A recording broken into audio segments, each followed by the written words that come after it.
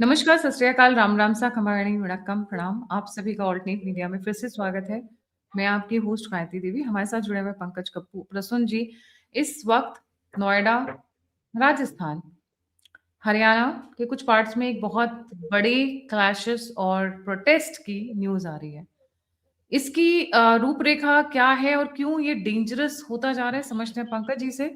Pankaj ji, breaking news ये थी कि आज दोपहर में, इनफैक्ट सुबह से ही कुछ जगह के लोग, कुछ वर्कर्स प्रोटेस्ट कर रहे थे अपनी वर्किंग कंडीशंस को लेकर और अपनी सैलरी को लेकर। उसके बाद में अचानक से पथराव शुरू हो गए। ये क्या है, ये क्यों उन्होंने पथराव किया, इनकी मांगे क्या थी? देखिए, फेज 2 से ये शुरू हुआ था, क्योंकि नोएडा में हम लोग सब रहे हैं बहुत दिन तक, एक एक चप्पा चप्पा जानते हैं, गली गली। तो ये फेज 2 में एक प्लांट से शुरू हुआ था, किसी प्राइवेट कंपनी का था, वेजेस बढ़ाने को लेकर। और फिर शुरुआत में ये कहा गया कि चूंकि हरियाणा में वेजेस बढ़ा दिए गए तो हम भी अपने वेजेस और वर्किंग आवर कम करने को लेकर ये प्रोटेस्ट कर रहे हैं। हैरानी की बात यह है गायत्री जी कि 2 दिन पहले ही नोएडा की जो डीएम है मेधा रूपम, इनके साथ और कंपनी के प्रतिनिधियों के साथ और इन कर्मचारियों के साथ बातचीत हुई थी और सारे लोग उनकी मांगों को लेकर राजी थे। यहां तक कि प्रशासन ने कंपनियों को यह निर्देश भी दिया था कि आप वर्क आवर कम कीजिए, सैलरी जो बढ़ेगी उस पर भी बातचीत, सब कुछ फाइनल हो गई थी।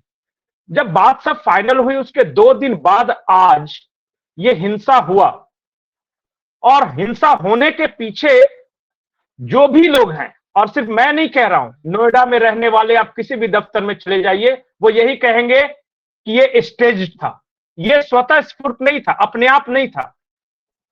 मेरा नोएडा सेक्टर 63 में ऑफिस है, दफ्तर है, जो मेरे अखबार का दफ्तर, वहां कोई सीन नहीं था 10 से 11 बजे तक।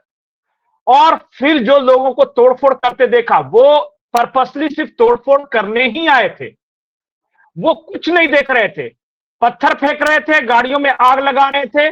और उसी वक्त हमने ये भी सोचा कि उनके पास इतने सारे पत्थर क्यों आए, क्योंकि जो मेरे दफ्तर में भी जो पत्थर आए हैं वो भी मैंने देखा, कोई भी ऐसा दफ्तर नहीं है, वहां कोई भी ऐसा ऑफिस नहीं है, कॉम्प्लेक्स नहीं, जहां 50 के आसपास पत्थर नहीं फेंके गए हों। उस ऑफिस के आसपास आप जाइए, 5-7 किलोमीटर एरिया में उस तरह का कोई पत्थर नहीं आपको मिलेगा, नहीं है। हम भी तो रोज घूम रहे हैं ना, रोज देख रहे हैं, हर तरफ देख रहे हैं। अचानक वो पत्थर कहां से आ गया, वो ब्लैक स्टोन जो कि मेरे दफ्तर पे गया और बाकी सारे, वो ब्लैक स्टोन कहां से आया किसी को नहीं पता। फिर जो देखिएगा कि जो सारे दफ्तरों को जलाते हुए आ रहे थे, मेरे दफ्तर के ठीक सामने एक होंडा का शोरूम है, वहां बाहर लगी गाड़ियों को जला दिया। और पता है 50 से ज्यादा दफ्तरों में तोड़फोड़ हुई है, टोटल 250 गाड़ियां जलाई गई हैं। 250 गाड़ियां जलाने के लिए पेट्रोल कहां से आया, माचिस, ईंधन, ये सारी चीजें।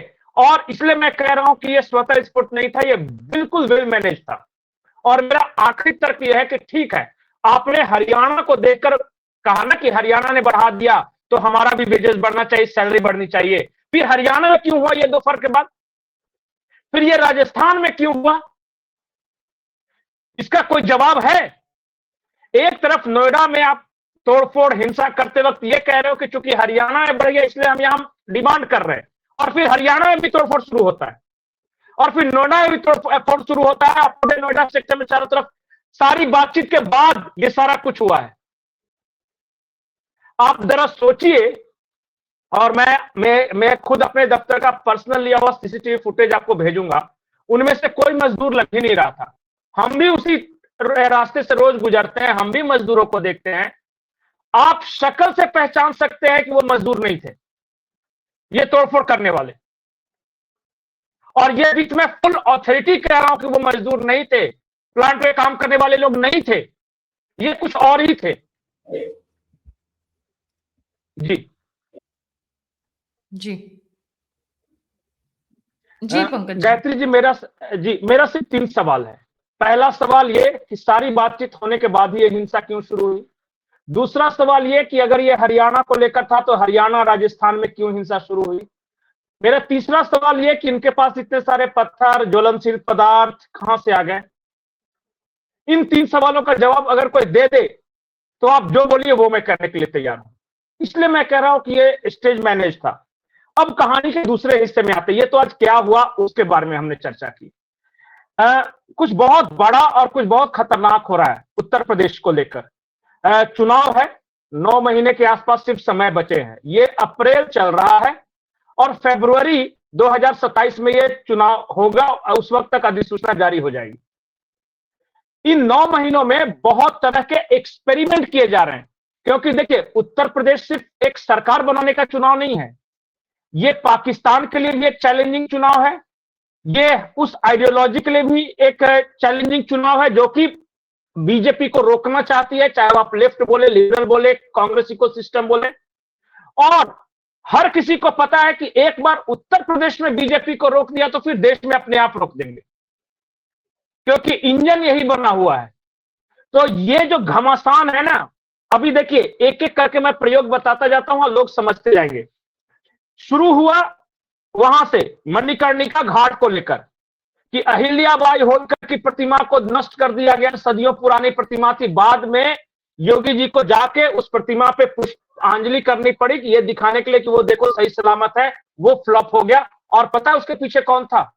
जो एफआईआर दर्ज की है बनारस पुलिस ने आम आदमी पार्टी के संजय सिंह के खिलाफ, इस बार इसलिए दर्ज हुई क्योंकि वो फेक तस्वीरें शेयर कर रहे थे। ये साजिश नंबर 1। उसके बाद आ जाइए वो अभिमुक्तेश्वरानंद वाला। अभिमुक्तेश्वरानंद को सिर्फ क्या कहा गया था कि महाराज जी आपका बहुत सम्मान है, सारे अखाड़े सुबह 4 बजे स्नान करके आते हैं, आप भी आ जाइए। आप 9 बजे पीक आवर में आए हैं, फिर भी हम आपको स्नान कराने के लिए तैयार हैं। बस सिर्फ यह है कि जो बैंड बाजा बारात ऊपर जो लेके आए हैं पालकी वगैरह, बस महाराज कछु कदम चल दीजिए, हम पुलिस प्रशासन में आपको स्नान करवा देंगे और फिर स्नान करके आइएगा, फिर अपनी पालकी में बैठ जाइएगा। लेकिन जानबूझ के चूंकि पर्पसली वो करने के लिए गया था, तो वो पूरा विवाद धीरे धीरे बढ़ा और वो विवाद कहां तक चला गया? योगी कसाई है, वो हिंदू है ही नहीं। ये कर सोचिए कि एक स्नान से शुरू हुआ विवाद कहां तक खींच के रबड़ की तरह लेके गया। ये दूसरा एक्सपेरिमेंट था। तीसरा एक्सपेरिमेंट मैं आपको बता रहा हूं। अभी योगी आदित्यनाथ जी विदेश गए थे इन्वेस्टमेंट लाने, और जापान के साथ और सिंगापुर के साथ बहुत अच्छा इनका एमओयू हुआ है और कुछ इन्वेस्टमेंट आए भी हैं। नोएडा पूरे उत्तर प्रदेश में इन्वेस्टमेंट का गढ़ है। एक बार नोएडा को डिस्टर्ब किया तो पूरी दुनिया में मैसेज जाएगा कि यूपी में पूंजी मत लगाओ। जेवर airport, Noida international film city, सारी चीजें तो नोएडा में ही आ रही हैं। बिल्कुल। तो पूरी दुनिया की नजर है कि उत्तर प्रदेश में इन्वेस्टमेंट का प्राइम लोकेशन नोएडा और ग्रेटर नोएडा, गाजियाबाद, यही सारा इलाका है। तो जो इनके विरोधी हैं उन्होंने कोशिश की है ये कि अगर ये इलाका डिस्टर्ब हो जाए, अगर दुनिया में ये मैसेज चला जाए कि वहां तो मुझे तोड़फोड़ हो रहा है, वहां वेजेस को लेकर मजदूर प्रोटेस्ट कर रहे हैं, वहां आगजनी हो रही है, पत्थरबाजी हो रही है, तो कोई इन्वेस्ट करेगा? आप बताइए। नहीं करेगा। एक्सपेरिमेंट नंबर 3 ये है।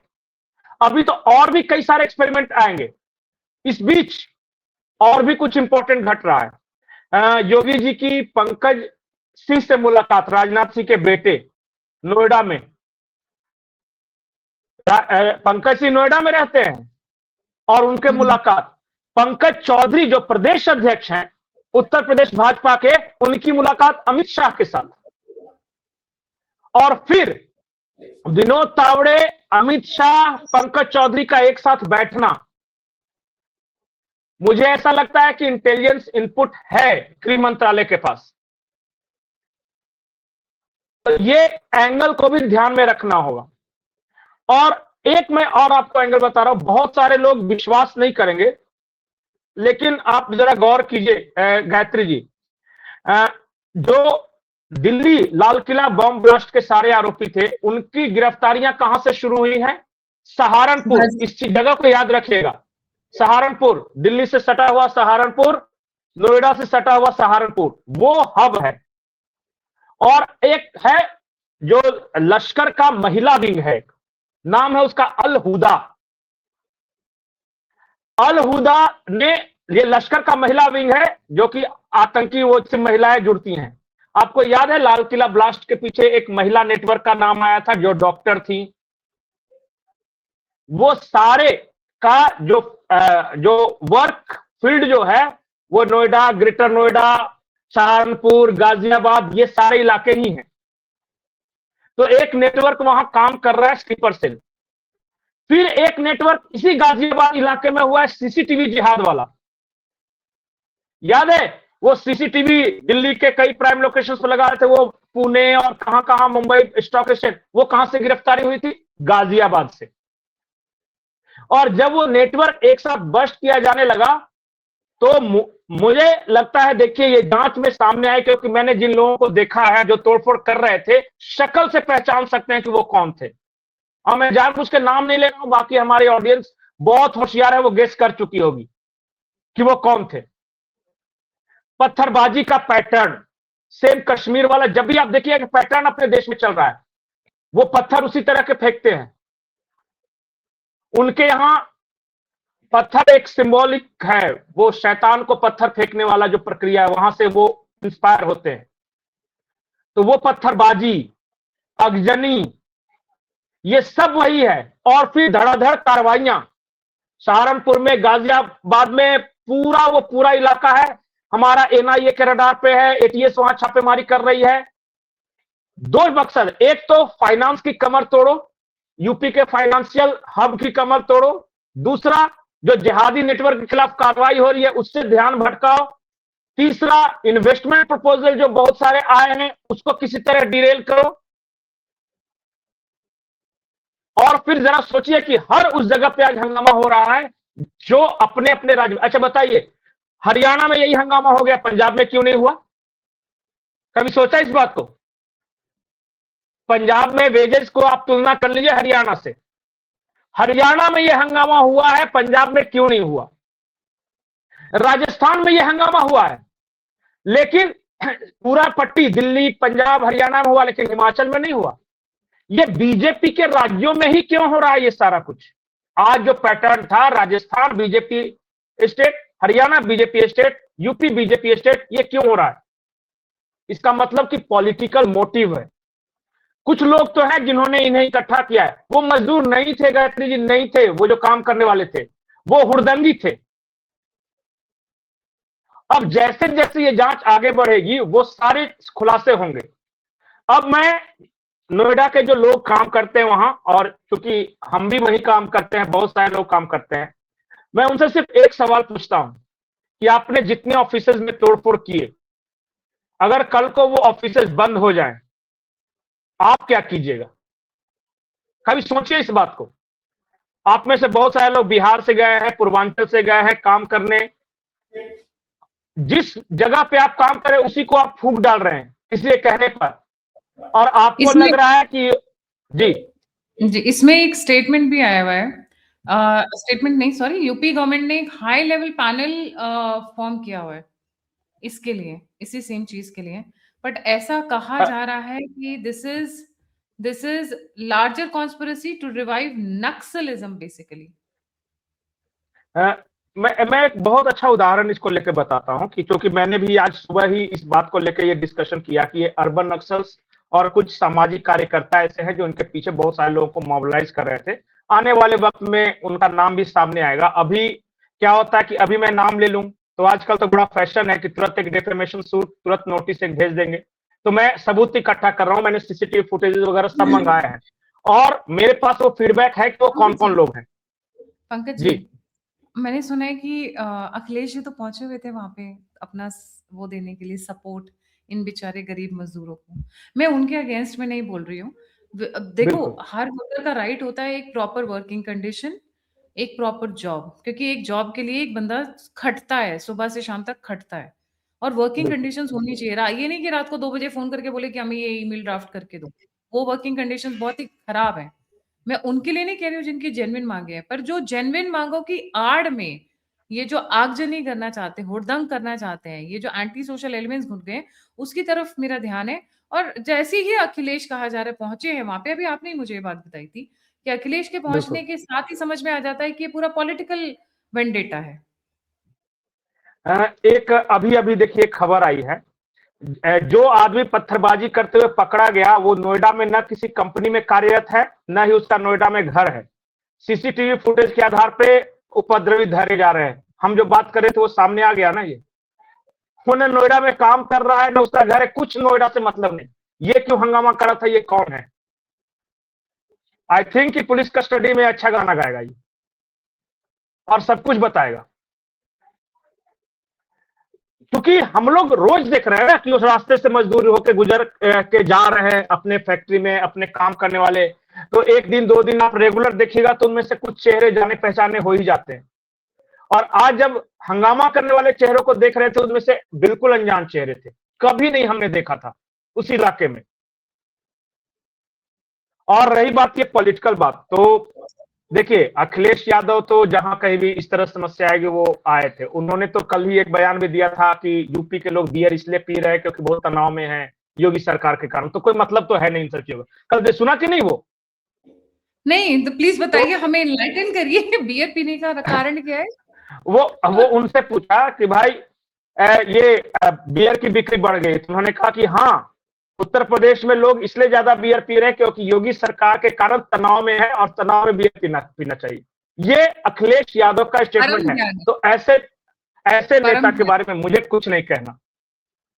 तो बड़े आज जो है वो उनका लैंग्वेज सुनिए। आज उनका स्टेटमेंट मैं सुन रहा था।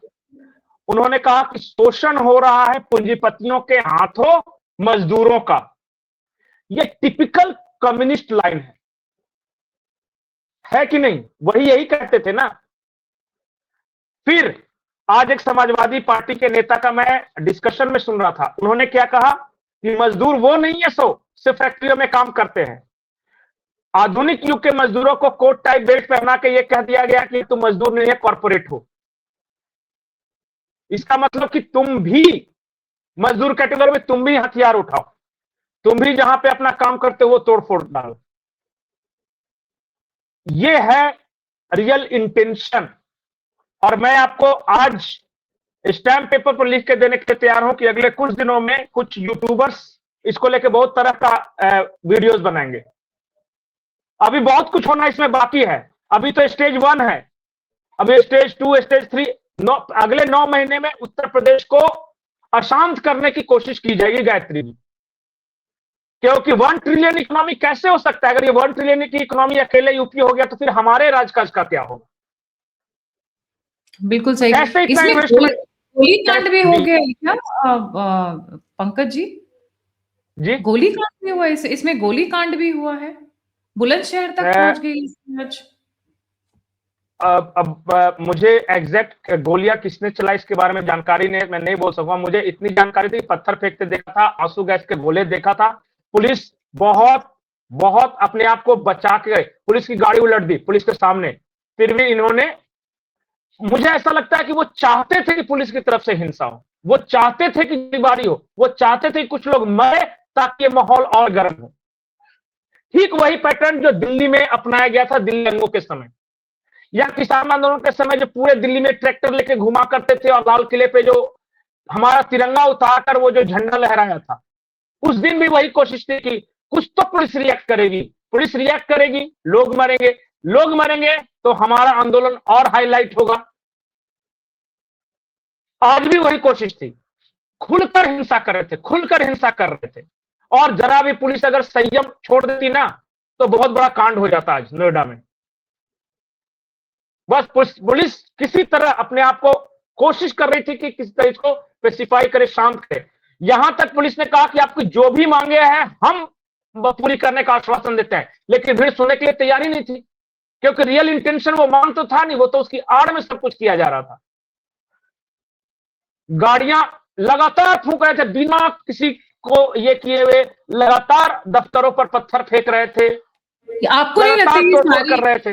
ये सारी तैयारियां जो हो रही हैं ये यूपी इलेक्शंस के लिए हो रही हैं? ये किसान आंदोलन कहाँ से शुरू हो गया ये समझ में नहीं आ रहा है।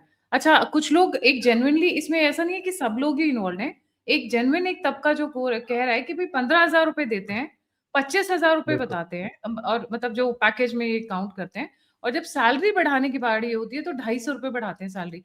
विच क्योंकि मैंने कॉर्पोरेट वर्ल्ड को बहुत पास से देखा है, काफी हद तक नहीं, बट पार्शियली ये बात सच है। 40% ये बात सच है। बहुत सारी जगह एक्सप्लॉयटेशन होता है, उसको एड्रेस करने की जरूरत है। इसको आप आउटराइटली रिजेक्ट नहीं कर सकते हो। बट हाँ, इस लेवल पे कि गोलियां चल रही हैं, पत्थरबाजी, और ये तो प्री मेडिटेटेड है, ये तो पहले से प्लान करके बैठे हैं भैया। बिल्कुल। अब तो यूपी इलेक्शन आ रहे हैं, फरवरी 2027 में होने, तो अभी से किसान आंदोलन शुरू हो जाओ, क्योंकि रिमेंबर अच्छा, एक यूपी को जी इकोनॉमी फ्रंट पे बहुत ज्यादा पुश देने की कोशिश कर रहे हैं इस वक्त योगी आदित्यनाथ। और हब क्या है? नोएडा है। नोएडा में जैसे अभी मैंने कहा फिल्म इंडस्ट्री है, वेपन्स की सबसे बड़ी फैक्ट्रीज जो आ रही हैं वो नोएडा और इन्हीं सब एरियाज में तो आ रही हैं। तभी तो डिफेंस जेवर फैक्ट्री। बनाया गया है, कार्गो, हाँ, डिफेंस में इतनी बड़ी जो इंडस्ट्रीज आ रही हैं, प्राइवेट सेक्टर्स आ रहा है, उनके सबके ऑफिसेस नोएडा की साइड आ रहे हैं। जेवर एयरपोर्ट इसीलिए बनाया और गया कि एक पैटर्न और देखिए, यूपी इलेक्शन के ठीक पहले किसान आंदोलन हुआ, यूपी इलेक्शन के ठीक पहले पहलवान आंदोलन हुआ, यूपी इलेक्शन के ठीक पहले, हर बार जब उत्तर प्रदेश में इलेक्शन आता है तो वो इलाका ही क्यों जलता है? कभी सोचिएगा इस चीज को, क्योंकि वहां एक ऐसा इकोसिस्टम एक्टिव है जो कि हर इलेक्शन के पहले उस इलाके को अशांत करता है। आप देख लीजिए, रिसर्च कीजिए, मैं अगर गलत बोल रहा हूं तो आप देख लीजिए जाके कि उत्तर प्रदेश में जब जब विधानसभा के चुनाव आ रहा है, खास करके 2017 के बाद से, हर बार वो उस इलाके को अशांत किया जाता है या नहीं किया जाता है, आप देख लीजिए। तो उनका हथियार हिंसा है। सरकार कहती है कि हम तरक्की करेंगे, हम लोगों की सेवा की है हमने, कब काम करेंगे, हम उसके आधार पर जाएंगे। वो कह रहे हैं कि तुम काम करोगे तो करोगे, लेकिन ऐसा हम डिस्टर्ब कर देंगे लोगों को कि सही चीज सोच ही नहीं सके। आज ये जो पूरा जो समस्या कर रही है वो, उस पर मैं तो बोल ही नहीं रहा, मैं तो ये कर रहा हूं कि ये आज से नहीं है, ये तो बहुत दिनों से है। अभी ही क्यों? और अभी क्यों? अगर हरियाणा की वजह से तो फिर हरियाणा में क्यों? ये प्री प्लान था हिंसा करने की। एक ही और आज, हाँ, योगी जी का तस्वीर देखी तो आज योगी जी ने इस पे एक बयान दिया है। उन्होंने कहा है कि भाई, जितना मजदूरों के लिए हमने किया है, अगर कोई भी सरकार ने किया हो तो तुम बताओ। चाहे ये जो लेबर लॉज में सुधार की बात हो या गरीबों के घर में, और भी उन्होंने बहुत सारी चीजें गिनाई, शिक्षा मित्र से लेकर कॉन्ट्रैक्ट वर्कर्स को लेकर बहुत सारी बातें बताई। उन्होंने कहा कि अगर तुम्हारे पास समस्या थी, अगर इस तरह की बात थी, तो आप अगर हमारे पास आते और समस्या नहीं सुलझती, तब मैं दोषी था। आपने अपने ऑफिस में डिमांड रखी, आपने नोएडा प्राधिकरण को बोला, नोएडा प्राधिकरण ने सारे जो आपके मालिक हैं उनको बुलाया, आपको बुलाया, डांट कर फैक्ट्री मालिकों या फिर जो उन सबको बताया कि तुम्हें इनकी मांगे माननी चाहिए। जब सारी चीजें प्रक्रिया में चल ही रही थी तो फिर ये हिंसा क्यों? आज योगी जी ने ये पूछा है कि ऐसी कौन सी गलती है हमारी, ऐसी कौन सी खता है जो तुम उत्तर प्रदेश को जलाने चले हो? और उत्तर प्रदेश को जलाकर तुम्हारे घर अगर पैसे आते हैं, राशन आता है तो बता दो। जहां शांति है वहां विकास है, जहां अशांति है वहां सर्वनाश है, हर जगह। और ये जो कम्युनिस्ट या नक्सल माइंडसेट है ना कि power flows through the barrel of the gun, कि हिंसा के रास्ते ही परिवर्तन होता है, तो हिंसा के रास्ते जो परिवर्तन होता है वो बहुत खतरनाक परिवर्तन होता है। और जो power barrel of the gun के रास्ते आती है वो बहुत खतरनाक पावर होती है। हमेशा याद रखना कि इन्वेस्टमेंट आया है, इंफ्रास्ट्रक्चर बढ़ रहा है, हर तरह से सुविधाएं बढ़ रही है उत्तर प्रदेश में, और सबसे ज्यादा रोजगार देने वाली ये सरकार है। उत्तर प्रदेश के इतिहास में सबसे ज्यादा अगर किसी सरकार ने रोजगार दिया है तो योगी आदित्यनाथ की सरकार ने दिया है, किसी भी पैमाने पर आप नाप लीजिए। और भेदभाव रहित रोजगार, ऐसा नहीं कि सिपाही का लिस्ट निकला तो खाली यादव यादव यादव यादव भर गए, वैसा नहीं, सबको बिना भेदभाव के, बिना जात पात के। उस सरकार में आज इस बात के लिए उस सरकार को घेरा जा रहा है, आग लगाई जा रही है दफ्तरों में, प्राइवेट कंपनियों में। कभी सोचना इस बात को लेकर। और सैलरी भी बढ़ाएंगे ना अगर तुम्हारी, तो योगी सरकार ही बढ़वाएगी। अगर वर्किंग कंडीशन ठीक करेंगे तो सरकार ही करवाएगी, बाकी कोई नहीं करने वाला। वो जो आके स्टेटमेंट देके गए ना, वो सिर्फ आग लगा के चले गए हैं, वो सॉल्यूशन कभी नहीं बताएंगे। ये हाल है। जी, बिल्कुल सही कह रहे हैं। Looks like there are big intelligence inputs, और तैयारी की जा रही है बुलंदशहर, गुड़गांव, नोएडा से शुरू होकर राजस्थान, गाजियाबाद। ये फैल रहा है। शाम को जब 3-4 बजे हमने उसको रिविजिट किया था, तब तक बातचीत करके लग रहा था मैटर ठंडा हो गया है कि it's not going beyond then this, हो गई बातें, सॉर्ट आउट हो गई हैं। देन अचानक से ऐसा लगता है जैसे किसी ने प्री प्लान तरीके से सोच के रखा हुआ था कि इसको करना है, आग लगानी है। लेट्स सी कि बिल्कुल। कल क्या होता है। Thank you so much Pankaj ji for joining. सतर्क रहिए, यूपी के इलेक्शंस डू एंड डाई हैं, वेस्ट बंगाल के इलेक्शंस बहुत लोगों के लिए डू एंड डाई हैं। कुछ लोग होने के लिए तो वैसे वो राइट विंग के हैं, लिखते हैं मोदी योगी कौन है, और जब बात अखिलेश की होती है तो माननीय नहीं है अखिलेश यादव जी। क्या बात है, वहीं से हमें समझ में आ जाता है कि आप किस तरफ बैठे हुए हो सरकार। आपकी 2 लाइनों के अंदर ही हम समझ जाते हैं भाई, कच्ची गोलियां हम लोगों ने भी नहीं खेली हैं। Thank you so much. जाने से पहले सभी व्यूअर्स से रिक्वेस्ट है, लाइक सब्सक्राइब और शेयर करना ना भूलें। और अगर आप मेरी मदद करना चाहते हैं, मेरी सहायता करना चाहते हैं, तो दिए हुए नंबर और यूपीआई पे आप मुझे कंट्रीब्यूट कर सकते हैं। आप मुझसे जुड़ना चाहते हैं, इन्फॉर्मेशन शेयर करना चाहते हैं, follow me on all the social media handles, वो डिस्क्रिप्शन बॉक्स में दिए हुए। इसी के साथ जय हिंद, जय श्री राम, हर हर महादेव।